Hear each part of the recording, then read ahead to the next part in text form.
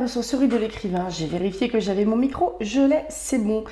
Et pourquoi est-ce que j'ai des gants? Je vous le précise au cas où, parce que comme j'en porte de temps en temps pendant les vidéos, vous n'êtes pas censé tous les regarder, parce que c'est parce que je vous demande, et je me répéterai du coup d'une vidéo à l'autre.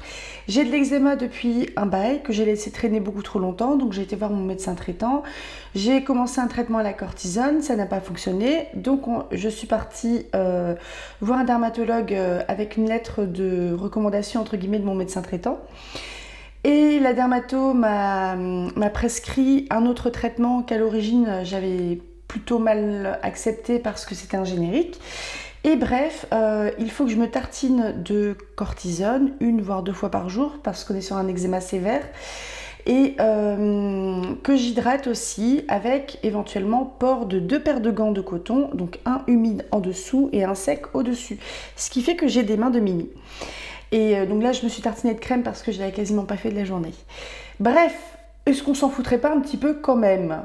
Peut-être, hein, mais au moins vous le savez, on sait jamais. Ne laissez pas traîner vos problèmes de peau parce que ça s'installe.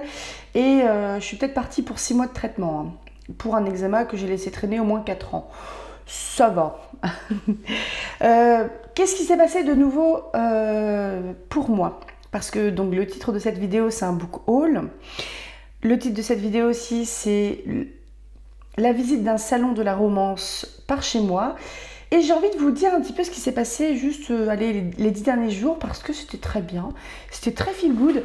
Et ça a aussi fait que j'étais un petit peu à la bourre pour les vidéos. Et ça a aussi fait que j'ai pris la décision de pas publier de vidéo, pas le week-end dernier, mais celui d'avant. Enfin, il y a un week-end où je n'ai pas publié de vidéo de lecture parce que j'allais au Puy du Fou en famille avec ma frangine, une de ses copines, mon homme. On a passé la journée à peu près sous la flotte, dont la cinécénie. Je vous mettrai une photo quelque part qui va peut-être me remplacer. Et c'était harassant, c'était vraiment crevant. On s'est pris de la flotte toute la journée, on avait froid, il faisait vraiment pas beau. Mais on s'en est pris plein les yeux, quoi. C'était superbe. Et puis c'était un super week-end que j'ai passé avec ma petite sœur, la copine, mon mec, très bien. Et qu'est-ce qui s'est passé de nouveau? Sinon, quelques jours plus tard, le vendredi, j'ai rencontré en vrai Sarah Fay, l'autrice de romance, donc romance à suspense, romance contemporaine, romance biker, dont je suis la partenaire cette année. Donc j'ai lu, je vous ai déjà parlé plusieurs fois des Killing Vipers. Et Sarah, en fait, elle a écrit évidemment autre chose, donc Accord conclu, dont j'ai déjà parlé, que j'ai déjà lu et qui m'a convaincue. Mais aussi une trilogie qui s'appelle Crush and Love, grosso modo, où il est question d'une application de rencontre un petit peu à la mythique qui s'appelle... ça me fait penser un peu à Love Machine de C.S. Quill. Bref, Sarah participait au salon Sea Books and Love de Béné dans le 44, donc pas très loin de chez moi. Un salon de la romance, donc on avait un petit peu de tout en termes de romance. Et comme on n'était pas loin l'une de l'autre, Sarah s'est dit, comme j'y suis dès le vendredi, l'après-midi je suis libre, on va manger ensemble si tu veux, et on va papoter et on va faire une interview. Donc l'interview, elle va pas tarder à arriver, parce que je pense que cette vidéo-là, je vais la glisser au passage. Et donc on s'est rencontrés, on a mangé on s'est fait un super repas à Pontchâteau. On a fait une interview que vous aurez d'ici quelques jours parce que j'ai quand même un peu plus d'1 heure de rush, donc le temps de bien bidouiller le truc. Je pense même que, je vais travailler la matière entre guillemets de manière aussi à pouvoir en faire des vidéos très courtes qui peuvent servir sur d'autres plateformes comme Insta ou TikTok, où là il me semble bien que ce format vidéo y passe. Bref. Et donc je lui ai dit bon allez, si ce week-end j'arrive à me bouger et à bouger mon homme aussi, on va venir te voir au salon de la romance de Béné. Ce qui s'est fait, j'ai réussi à le traîner. Pourtant, c'est vraiment pas du tout son truc, du tout, à mon homme. Et j'ai eu un petit badge déjà en arrivant. Donc c'était un salon qui était quand même assez important. Je vais vous mettre en barre d'information la page Facebook du salon. Donc j'avais ça, l'actrice See Book and Love, c'est tout mignon. J'ai acheté un autre livre à Sarah qui est Le Conte de Noël, qui est publié aux éditions Lasca. Judy est désespérée, jeune trentenaire et directrice de sa propre agence. On peut dire qu'elle a réussi sa vie. Mais ce Noël risque d'être plus compliqué que prévu. Alors que les vacances en famille approchent à grands pas, elle ne sait toujours pas qui l'accompagnera. Le pari est pourtant simple. Pour redonner le sourire à sa mère et clouer le bec de son frère, elle doit venir avec l'homme qui partage sa vie. Le hic, c'est que Judy n'a pas de petit ami. À 2 jours du grand départ, elle cherche toujours une solution. Un escort boy? Trop cher. Un ex? Un ami? Pas disponible. Un collègue alors? Même un collègue qui la trouve psychorigide et autoritaire? Qui sait? Un simple contrat pourrait se transformer en miracle de Noël. J'ai donc eu... Alors, j'étais ultra gâtée. Déjà, je vous montre l'objet livre, il est vraiment très beau. Bon, après, c'est très typé Noël, etc. Donc, les éditions Lasca, je ne connais pas. Ensuite, à l'intérieur, chère Nora, signons le contrat de Noël. Judy et Mathias l'ont déjà signé, seulement ces deux-là ne savent pas dans quoi ils s'embarquent. Signé Sarah. On retrouve le petit village en noir et blanc. La dédicace de Sarah. Nous n'avons qu'un seul ennemi, nous-mêmes. Je suis désolée, avec mes gants, j'ai un peu de mal à... J'ai un petit peu de mal avec la motricité fine, ce qui est assez logique. Oh, j'ai trop envie de vous lire ça. Le contrat de Noël. Terme du contrat. Clause numéro 1. Faire plaisir et rendre le sourire à ma mère, Marie-Christine Clarks. Clause numéro 2. Ne jamais parler de mon père, Yann Clarks. Clause numéro 3. Paraître amoureux du 20 au 27 décembre inclus, mais hors de question de me regarder avec des yeux de merlan frit, soit crédible, mais pas débile. Clause numéro 4. Participer à toutes les activités de Noël, même les plus barbantes, comme l'atelier pâtisserie ou la luge. Clause numéro 5. Acheter des cadeaux personnalisés pour toute ma famille. Clause numéro 6. Prendre ma main en public et me caresser de temps en temps le dos. Clause numéro 7. Rier. Rire à toutes mes blagues. Clause numéro 7. Rier. Être d'accord avec toutes mes paroles. Clause numéro 7. Être un minimum sympa avec moi et faire comme si on s'entendait bien. Clause numéro 8. Ne jamais m'embrasser, ni dormir dans mon lit et encore moins coucher ensemble. Tu dormiras par terre sur un tapis de yoga, proclamai-je à la lecture de cette dernière condition. T'abuses? Et mon dos? Souffle Mathias, en secouant la tête. Ça devrait aller, ce n'est que pour une semaine, et pense aux 3000 €. Putain, si j'avais su, marmonne-t-il. J'ai pas bien entendu. Avec plaisir, mon amour. Pardon? Je rentre dans mon rôle. Tu devrais te préparer à jouer le tien si tu veux qu'on soit crédible. Il croise les bras et me regarde, un air goguenard sur le visage. J'ai envie de le baffer. Mais va te faire... Je retiens le dernier mot dans un ultime effort et me mords la lèvre inférieure. J'étire la bouche dans un rictus qui se veut plausible, à défaut d'y croire. Bien sûr, mon cœur, grinçai-je. Eh bien, ça promet, je trouve. Donc, c'est un livre que vous pouvez trouver soit sur le site des éditions Lasca, je vais le mettre en barre d'information, soit sur le site de Sarah Fay, je pense que je vais mettre aussi en barre d'information. Je vous précise juste que c'est des éditions, les éditions Lasca sont des éditions canadiennes, donc allez voir sur leur site. Ah oui, donc j'ai eu 2 petits cadeaux. C'est qui ça? Donc j'ai eu un petit marque-tapage de Crush and Love, donc Christmas, le 3e bouquin, il me semble, avec donc les coordonnées de Sarah. Et elle m'a filé toute une tripotée de cartes postales sur les Killing Vipers. Elle est très belle. Alors, je vais vous montrer des cartes postales, donc des illustrations qui sont réalisées par Okami-art qui est sur Insta. C'est des illustrations sur des moments clés des 5 livres des Killing Vipers. Je vais mettre mon doigt quelque part parce que nous avons un tété. Là, c'est Red et Lily dans le premier tome des Killing Vipers.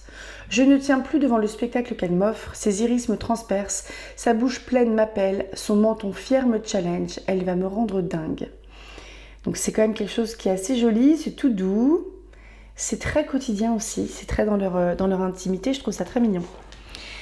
Tome 2, on est sur les mêmes. Donc là, le tome 2, c'est Lily. Je déglutis, la poitrine comprimée, le ventre noué. Je sens que je vais tomber si je ne saisis pas la main qu'elle me tend maintenant. Tome 3, non n'importe quoi.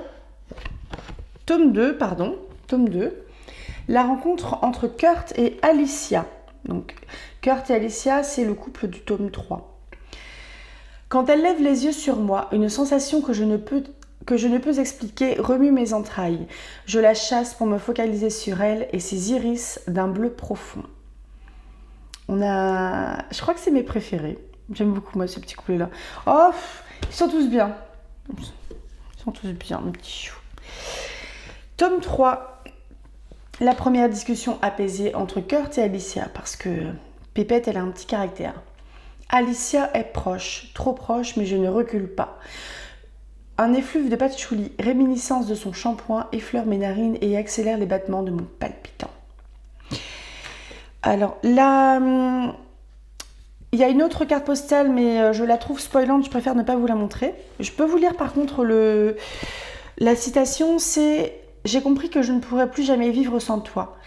Moi, je ne suis qu'un connard de motard qui ne sait même pas ce qu'est une relation amoureuse. » Donc je suis peut-être pas dans le bon ordre. Peut-être pas. Attention, il va y avoir un petit torse. On est dans le tome 4, Charlie et Matt. Donc c'est Charlie et c'est Matt. Donc c'est pas King. Hein. Je pensais que Matt avait les cheveux un peu plus courts. Charlie s'est installé à côté de moi, les coudes posés sur la table. Mes iris dévient quelques instants sur son cul relevé. Putain, elle veut ma mort ou quoi? Donc c'est possible que cette scène, elle arrive avant ou après celle-là, je ne m'en souviens plus. Là on a toujours Charlie et Matt, tome 4. Mon cœur tambourine dans ma poitrine, mon souffle se perd, je défaillirais si Matt ne me retenait pas contre lui. Alors, allons en enfer ensemble, murmurai-je. Tome 5, King, ce beau gosse. Le premier face-à-face de King et Marlène.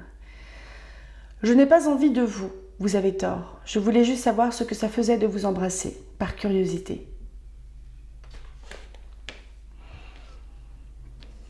Attention. Moment de tendresse entre King et Marlène, tome 5, King. Marlène touche la première cicatrice du bout des doigts, la caresse, la cajole même, et puis elle l'embrasse, doucement.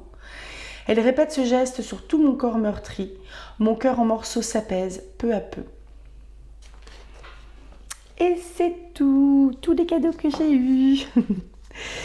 Je vous ai déjà présenté ce recueil de nouvelles, donc de Sarah Fay, Zoé Aran et notamment Sandy Christine. Je précise juste Zoé Aran et Sandy Christine parce que je les ai rencontrées aujourd'hui et je leur ai acheté à toutes deux un livre. Donc, quand je lirai ce livre-là à Noël, avec probablement le contrat de Noël de Sarah Fay, je lirai le recueil de nouvelles et je pourrai aussi vous parler des bouquins de Zoé Aran et Sandy Christine que j'ai achetés aujourd'hui. Je vous montre juste pour vous préciser qu'elles ont travaillé toutes les trois avec d'autres autrices sur un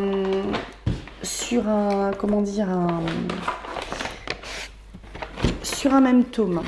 Donc, on a Sandy Christine, comme Sarah, c'est une autrice hybride, c'est-à-dire qu'elle a autant publié, elle publie à la fois en maison d'édition qu'en auto-édition.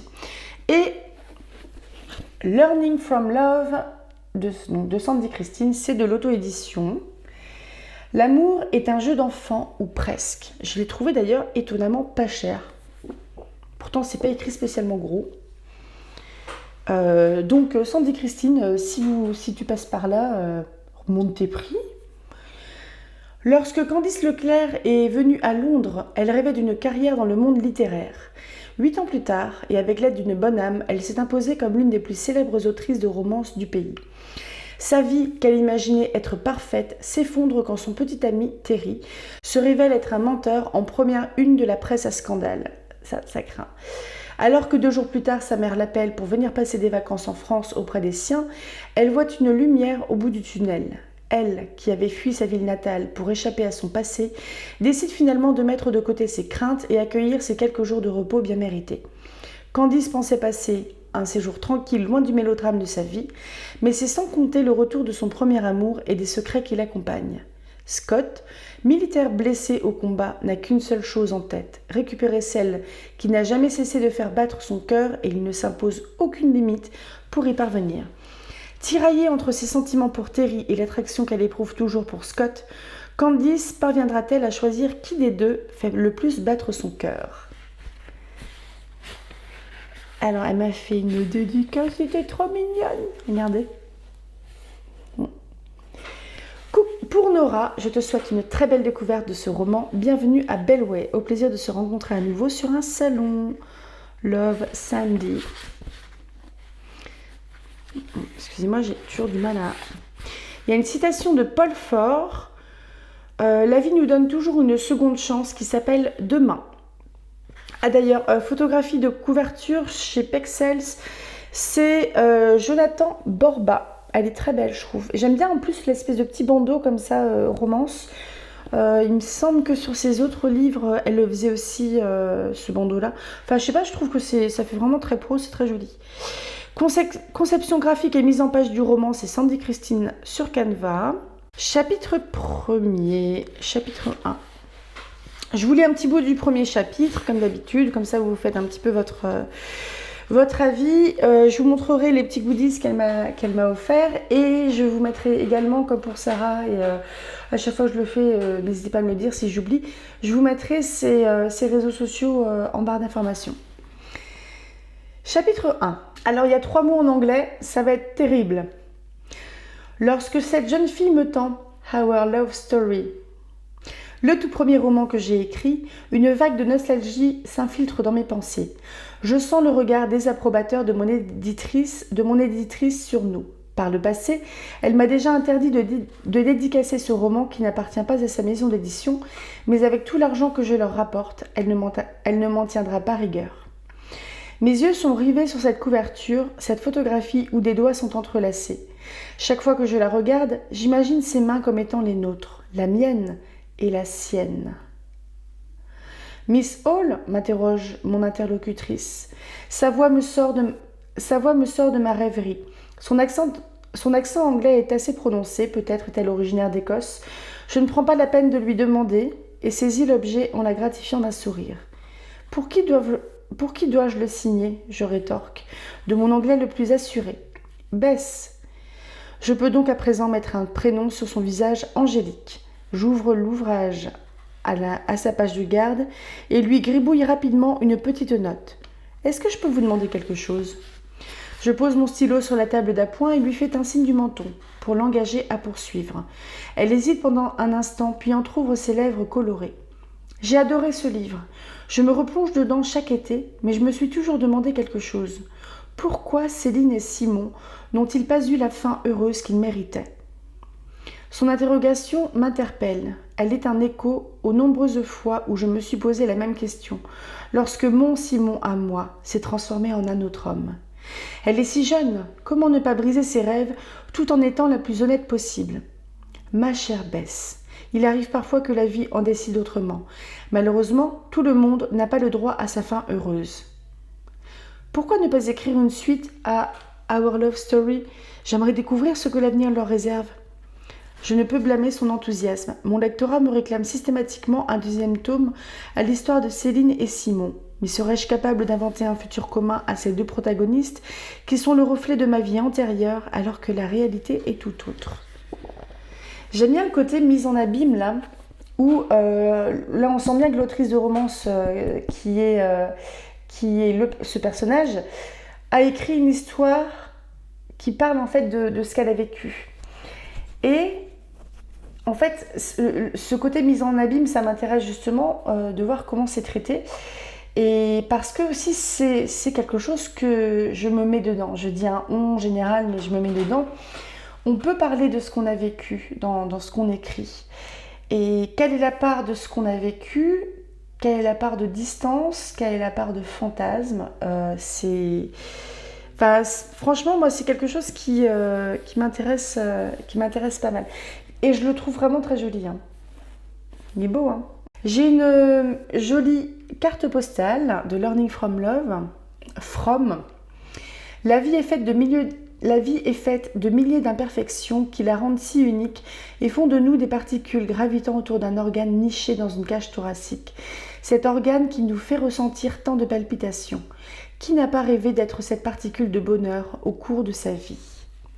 C'est joli. C'est mignon. Non. J'ai eu des petits cadeaux. Donc j'imagine que c'est en salon, je ne sais pas si elle le fait sinon si vous achetez ses livres sur son site, mais elle fabrique des marque-pages comme ça. J'ai pris un qui est réversible, je ne sais pas s'ils le sont tous, avec un petit gland, parce que oui, ça c'est pas des pompons, c'est des glands. Et c'est vraiment très mignon, moi j'aime bien. J'ai flashé sur celui-là parce qu'il y a des petits... il y a un petit côté Bridgerton, surtout avec mes gants blancs. Enfin, c'est mignon, j'aime bien, c'est très joli. J'ai eu un marque-page de Learning from Love avec L'amour est un jeu d'enfant ou presque et ses coordonnées, ses réseaux. Je vous mettrai ces réseaux en bas et on passe au livre de Zoé Aran. Un beau pavé. Alors Zoé Aran, elle m'a dit qu'elle aimait bien les beaux pavés. Donc j'ai eu droit à... Ah mais c'est noir ou c'est vert? C'est vert en fait. Un truc qui colle là sur un magnète de frigo ou un magnète d'ordi. Ah non, il colle pas sur l'ordi. Le livre, c'est La fuite de Zoé Aran. Avec donc la petite carte postale, le petit marque-page, un autocollant. Je vais peut-être coller l'autocollant dans le livre. Donc La fuite de Zoé Aran, c'est aux éditions Nisha, etc. Donc j'ai déjà entendu parler de cette maison d'édition sur les réseaux, probablement chez Muffins & Book ou alors chez Piketty Bookin. Je trouve que c'est très joli. C'est une pomme.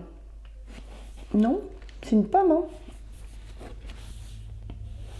Enfin, je trouve qu'il est vraiment beau. C'est pas si cher que ça. Il est à 18 € à peine, 17,90 €. Deux cœurs errants. Du jour au lendemain, Tara quitte la France pour fuir son passé douloureux. La voilà en Irlande, dans la maison de sa grand-mère à Cornamona. Dès son arrivée, Tara croise Liam, un ami de la famille. Protecteur, attentionné, Liam est un travailleur acharné, dépanneur le jour et barman dans le pub familial le soir. Très séduisant, il enchaîne les conquêtes sans jamais s'attacher. Une belle histoire. Tara accepte peu à peu de s'ouvrir à Liam, qui malgré ses défauts, parvient à lui redonner confiance. Charmé par la jeune femme, Liam commence lui aussi à lui faire une place dans sa vie. Jour après jour, ils se rapprochent, se découvrent et finissent par tomber amoureux l'un de l'autre. Mais sont-ils prêts à mettre de côté leurs peurs et leurs travers pour laisser libre cours à une belle histoire? Tara pourra-t-elle tourner la page et se reconstruire alors même que l'ombre de son passé plane encore au-dessus d'elle? Passionnée de romance, Zoé Aran est assistante maternelle et vit en Vendée avec son mari et ses 3 enfants. Elle a su lire très jeune grâce à sa grand-mère qui lui a donné le goût des livres. Depuis, il ne s'est pas passé un jour sans qu'elle ne lise. La fuite est le premier roman qu'elle a écrit et le 3e qu'elle a publié. Donc Nisha, etc., les éditions de L'Opportun. J'ai 2 pommes en bas, je ne sais pas ce que ça veut dire. Conception graphique de Lydie Wallon, photographie Max Saf, Miss Fire, déposite photo.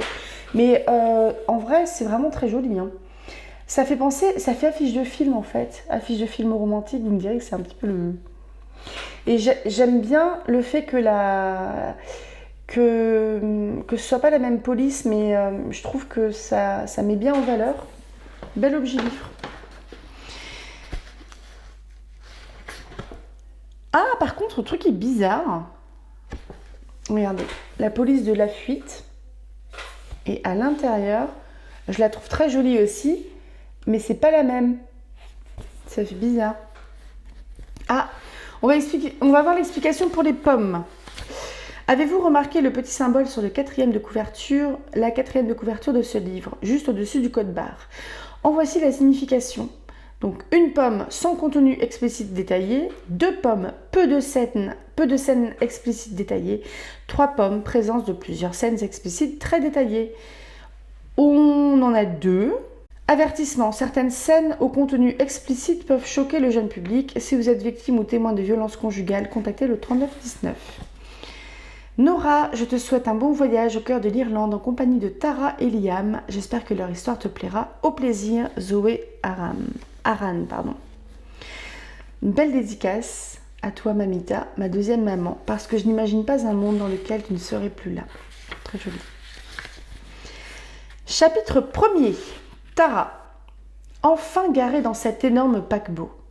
Après avoir passé les contrôles douaniers, récupéré mes documents d'embarquement et fait enregistrer mon véhicule, j'ai pu m'insérer dans la file d'attente qui me mène, je l'espère, vers ma liberté. Mon précieux sésame. Je me range derrière un break noir et reste là, prostré, les 2 mains sur le volant. Je souffle un grand coup et mon regard se perd dans le vide. Une angoisse puissante me monte soudain dans la poitrine et se loge dans ma gorge. Je ne sais pas, je ne sais plus. Que fais-je ici? Que suis-je censé faire maintenant? Le bruit d'une portière qui claque sur ma droite me sort de ma torpeur. Je sursaute et me rends brusquement compte de l'agitation qui règne autour de moi. Les passagers du break sont en train de descendre du véhicule. Une charmante famille. Le père récupère les sacs de voyage du coffre, alors que la mère tempête, en essayant de détacher sa progéniture, une jolie blondinette aux cheveux bouclés. Un deuxième enfant sort de l'autre côté. Un petit garçon, environ 5 ans, le regard plein de malice. « Papa, je peux descendre ma voiture télécommandée ?»« Mais non, on va juste passer la nuit dans le bateau. On va se balader, manger et dormir. Tu retrouveras ta voiture demain. » Le père de famille referme le coffre et demande au garçon de le suivre. Ce dernier ne semble pas vouloir obtempérer. « Allons-y !» ordonne la mère, sa fille dans les bras et le plan en main. Alors qu'ils se mettent en route, la petite demoiselle laisse échapper son doudou. Je sors précipitamment de ma voiture et ramasse l'ourson avant de me frayer un passage pour les rejoindre. « Madame, madame !» La jeune femme tourne la tête et me regarde d'un air surpris, puis tellement reconnaissant lorsqu'elle aperçoit l'objet précieux que je tiens entre mes mains. « Merci beaucoup !» me glisse-t-elle en souriant. « Ce voyage aurait été une horreur sans Monsieur Ours. » J'observe la petite famille qui s'engouffre dans la foule et se dirige vers les escaliers. Je retourne à ma voiture afin d'y récupérer mes affaires pour la nuit. Je n'ai pas besoin de grand-chose, mais j'ai quand même prévu un sac avec un nécessaire de toilette, des affaires de rechange et de quoi m'occuper pendant la traversée. J'avance un petit peu. Je passe la main sous ma crinière rousse et la rassemble en un chignon approximatif. J'attrape mon blouson et claque la portière du véhicule. Je m'assure d'avoir bien fermé à clé.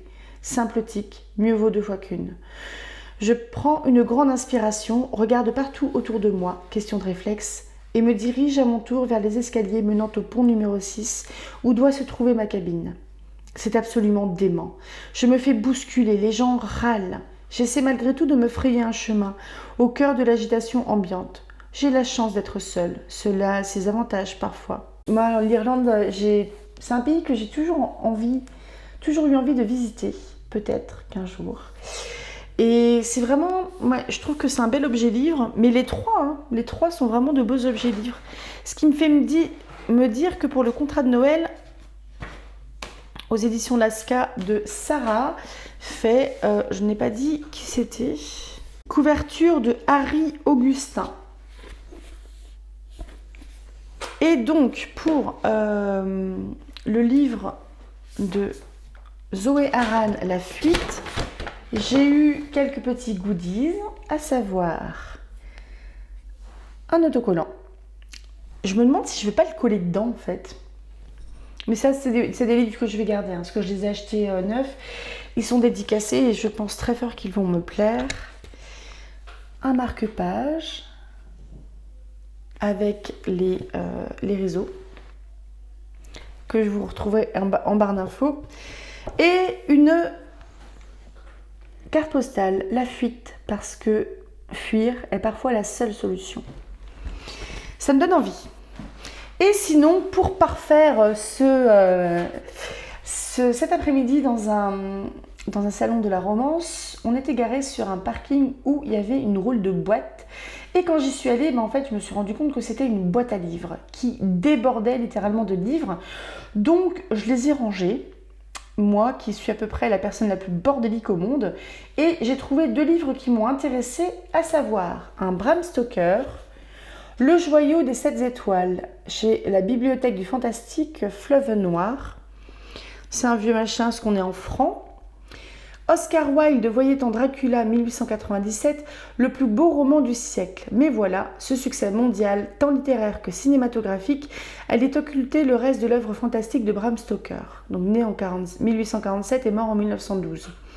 Tout aussi remarquable, et dont nous publions dans ce recueil 2 romans et 4 nouvelles. Alors là-dedans, il y a Le Repère du ver blanc qui évoque la survivance dans l'Angleterre rurale d'un culte païen voué à l'adoration d'une monstruosité souterraine. Quant aux amateurs de momies, ils ne seront pas déçus avec Le joyau des 7 étoiles. Une reine égyptienne ressuscite 5000 ans après sa mort. L'enterrement des rats est un récit de pure terreur, se déroulant dans une banlieue parisienne fantasmatique, envahie par les ordures de la métropole, et où survivent des chiffonniers plus dangereux que des fauves. Les 3 dernières nouvelles ont elles aussi ce pouvoir d'inquiétude qui est la marque de ce grand écrivain. Oh putain, c'est écrit petit.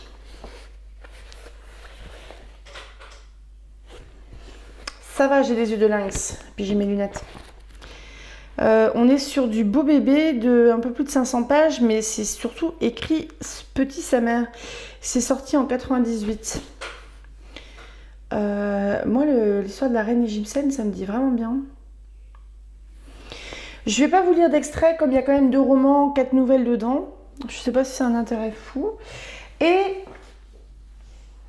oh, c'est dommage, il est un peu déchiré derrière. C'est pas grave, c'est gratuit. Des vies d'oiseaux de Véronique Ovaldé aux éditions de l'Olivier, avec une couverture de Cédric Scandella. Design original pentagramme. Ah pardon, photographie, Plain Picture, Archangel, Mark Owen. Alors j'ai toujours aimé les éditions de l'Olivier, que je les trouve jolies. Je mettrai un coup de scotch.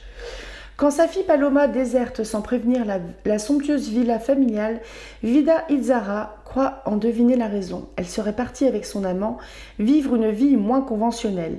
Jusqu'au jour où Vida comprend que c'est elle aussi que Paloma fuit. Aidée par Taïbo, qui enquête sur un couple de jeunes gens habitant clandestinement les demeures inoccupées de la région, elle part à la recherche de sa fille. Ce périple la conduira de l'Irigoy, de son enfance, au recoin secret de son cœur. Les vies d'oiseaux, ce sont celles que mènent ces 4 personnages dont les trajets se croisent sans cesse. Chacun à sa manière, par la grâce d'un nouvel amour, est amené à se défaire de ses liens, conjugaux, familiaux, sociaux, pour prouver sa liberté d'exister.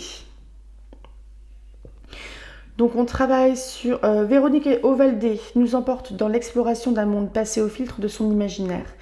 Avec des vies d'oiseaux, elle sonde les relations qui unissent les hommes et les femmes, mais en déposant au cœur même de l'amour la question de la liberté, laquelle ne se conquiert qu'en partant, sans se soucier d'où l'on vient, ni de là où la vie nous mène. Bon, le livre n'est pas énorme, il fait un petit 240 pages, c'est plutôt écrit gros. Il me semble que...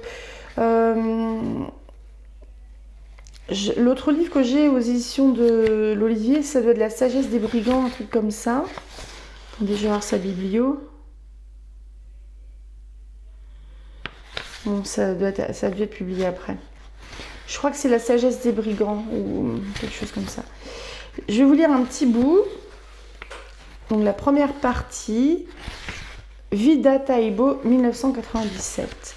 Donc premier chapitre, c'est La reine en son palais. On peut considérer que ce fut grâce à son mari que Madame Itzara rencontra le lieutenant Taïbo.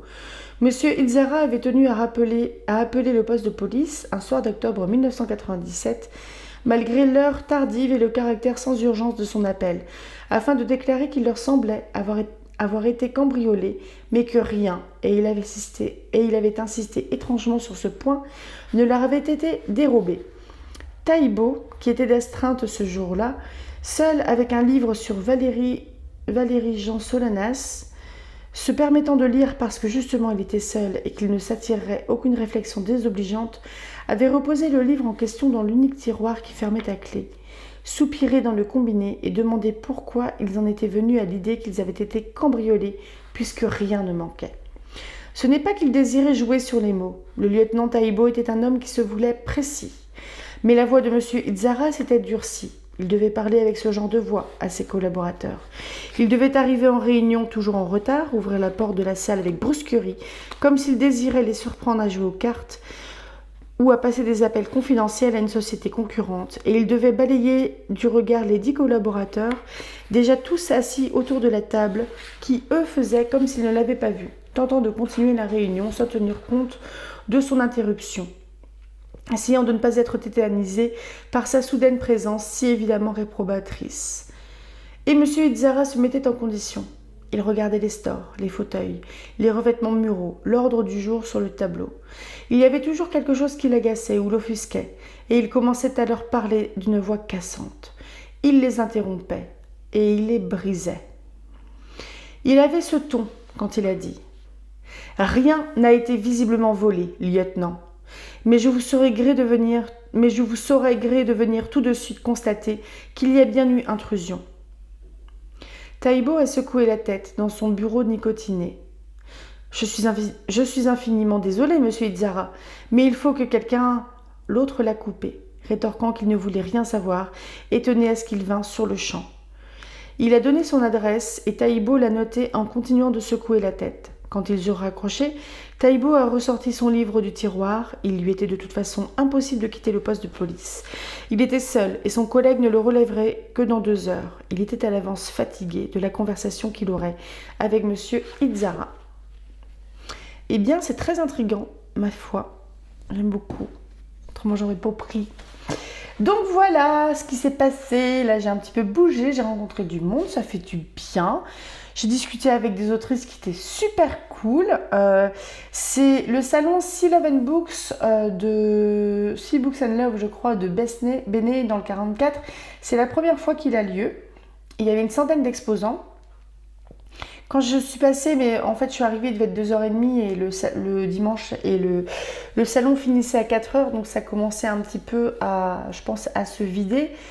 Peut-être que les gens qui allaient voter, ils allaient passer une tête aussi dans le salon pour voir un peu ce que c'était.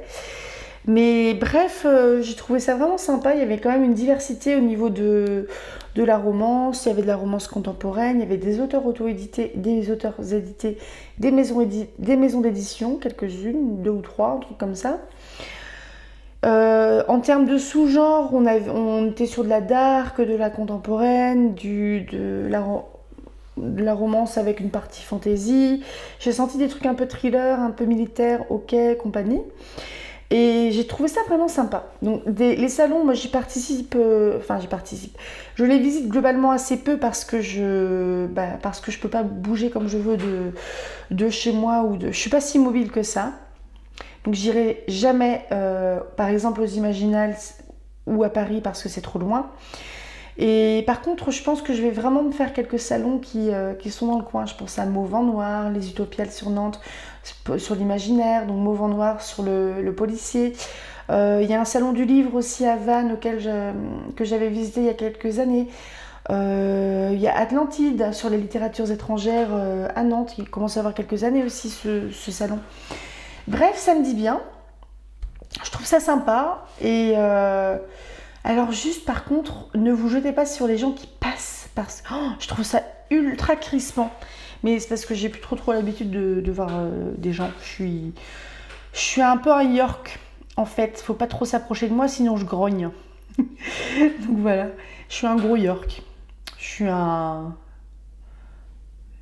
Non, moi j'aime bien le côté un peu chien mémère là qui gueule. Je suis un chien mémère. Je vous souhaite une... très bonne journée parce que je vais arrêter de dire des bêtises et n'hésitez pas à me dire vous si vous allez comme ça dans des salons. Donc moi je trouve ça sympa hein. Vraiment le fait de discuter avec des gens, avec des auteurs, de leur de leurs bouquins. Enfin, c'était vraiment très, très doudou, très confort. J'ai bien aimé. C'est vraiment, j'ai passé vraiment quelques jours qui étaient vraiment très très sympas. Donc ça fait plaisir. À tout bientôt, rêvez tout grand, lisez tout plein et allez dans les salons soutenir les auteurs. Salut!